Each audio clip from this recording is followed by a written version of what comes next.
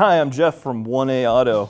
Today I'm going to show you how to remove and replace the washer fluid level sensor on this 2010 Toyota Rav4. If you need this or any other parts for your vehicle or the tools that you need to get your job done, just check us out at 1aauto.com. Okay, so we're going to get started by taking off this panel right here. We're just going to get in, and these ones come out. You just push down the center and then you can pry it up like that. That one's already down. Get it like that. Push. There we go. There's that one. You can go ahead and do the same with the rest of them. And then you can go ahead, and this just lifts, slide it back and out. All right, so now we're gonna go ahead and take off the bumper, and we're gonna start along the top here. There's a couple of these push clips and then 2 Phillips screws. So to get these push clips off, you just get in under with a screwdriver, pull up the top, and then it pulls right out. You can go ahead and do that for these other ones. And then while we're right here, we'll get this Phillips. These screws ended up being a little rusty, and they're kind of stuck, so we're just gonna get a little bit of rust penetrant in here.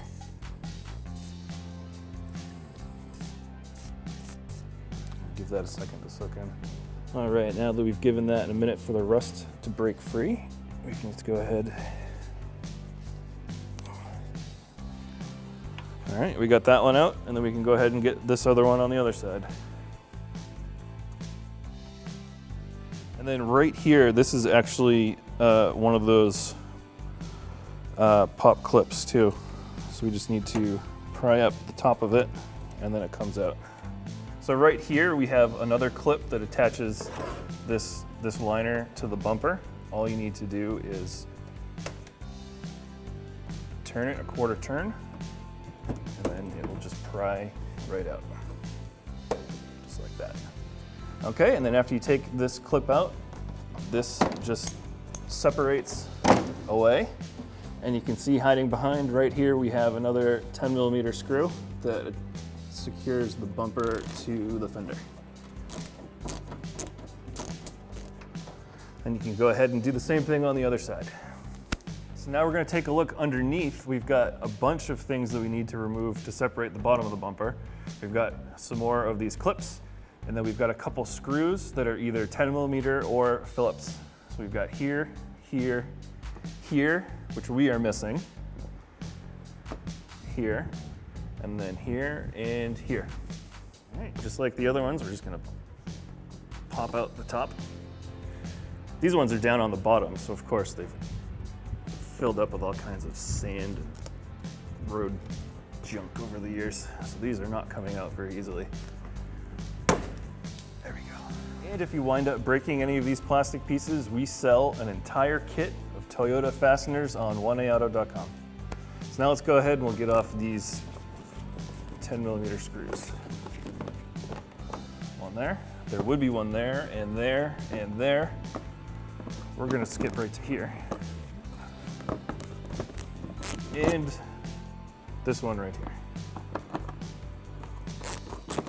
All right, now that we've got all the fasteners off, all we have to do is get a good grip and rip. Oh, look at that, I got it all in one go. All right, we're gonna go ahead and remove the pumps. There's actually 2 pumps for this reservoir, one here and one behind it. Ideally, you do this while the reservoir is empty.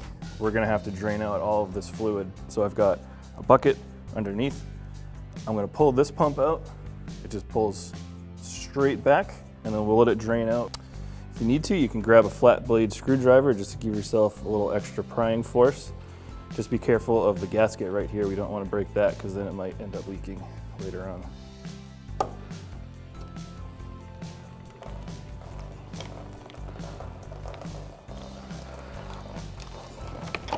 There we go. Then right here above the pump, we've got a level sensor that we also need to get out. So we're just gonna get in here with our flat blade screwdriver. There's a little tab on the bottom of it. Just pry. It comes right out. Okay, and then we can just go ahead, give it a little pinch. It comes right out of the electrical connector.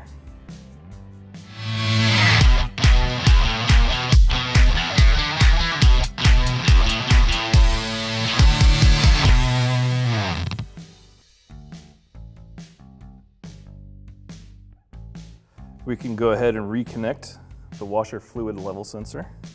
All we have to do is push on the connector until it clicks. Okay, we're gonna come around the back here. We're gonna put our pumps and the level sensor back in. All right, so to get this back in, we're actually gonna take the gasket off first. There's the gasket. We're gonna take a look at it real quick, look for cracks or dry rot or anything like that. If it's still not nice and rubbery, then you're going to want to replace this to prevent leaking from the tank. Then we'll just go ahead and you can fit the gasket right into the opening on the reservoir. And then you can take the pump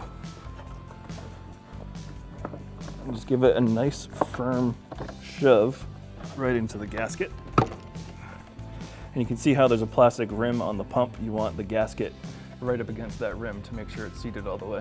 And then you'll be able to do the same thing with the other pump right here. Okay, so we're gonna go ahead and put the level sensor back in. If the gasket came out with the sensor, let's go ahead, pull it right off.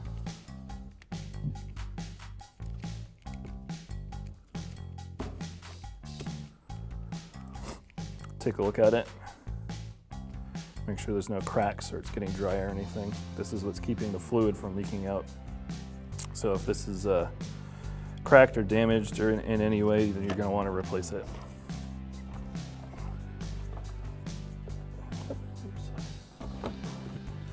I'll just put the gasket into the opening first.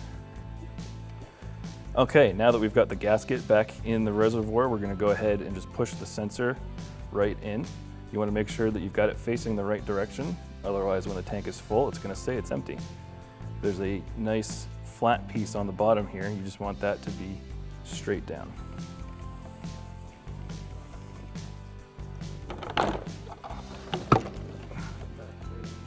All right, here's our bumper. We're just going to set it in place right here to start with.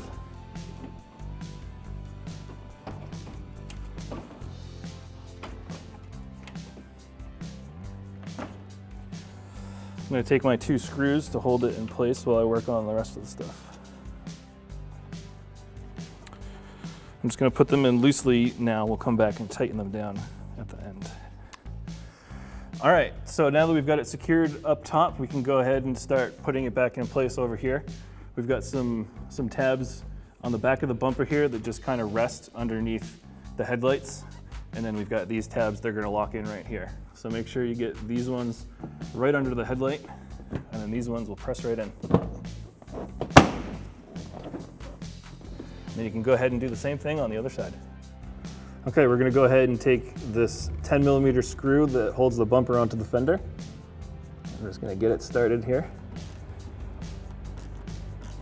All right, and we're just going to tighten that till it's snug. It doesn't need to be too tight, just enough to hold on.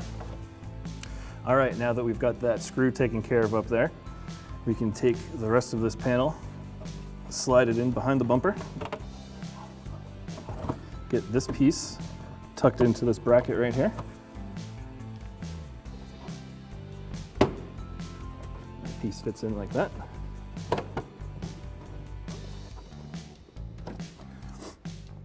And then we take this pin, it's got the little wings on it. They line up with the slot in this bracket here. When everything is lined up, you can push it right in like that. And then to secure it in place, you can take a flat blade screwdriver or something similar and just give it a little turn, and now it's locked in. Then you can go ahead and do the same thing on the other side. Okay, now that we're down here, we've got some screws and some clips that we need to put in. We'll start with the screws. We're gonna want one going here and here. We were missing a few, but if you still have them, you're gonna want them all along here. So we'll start down on this end. Okay, we've got our screws in. Now we've just got one of these clips that goes in on this side. Push it in to lock it, and then another one on the other side.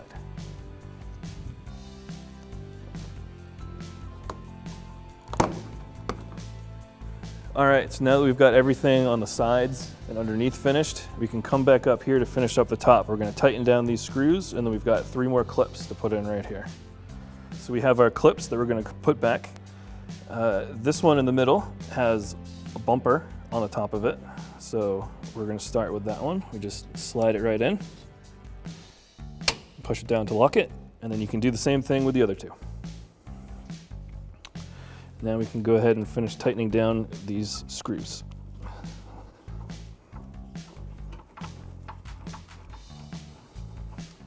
All right, now we can go ahead and put this trim piece back. It just sets in like that. And then we're going to secure it with a whole bunch of the clips with the center button. So we'll start down on this side. Just push it in, push down the button.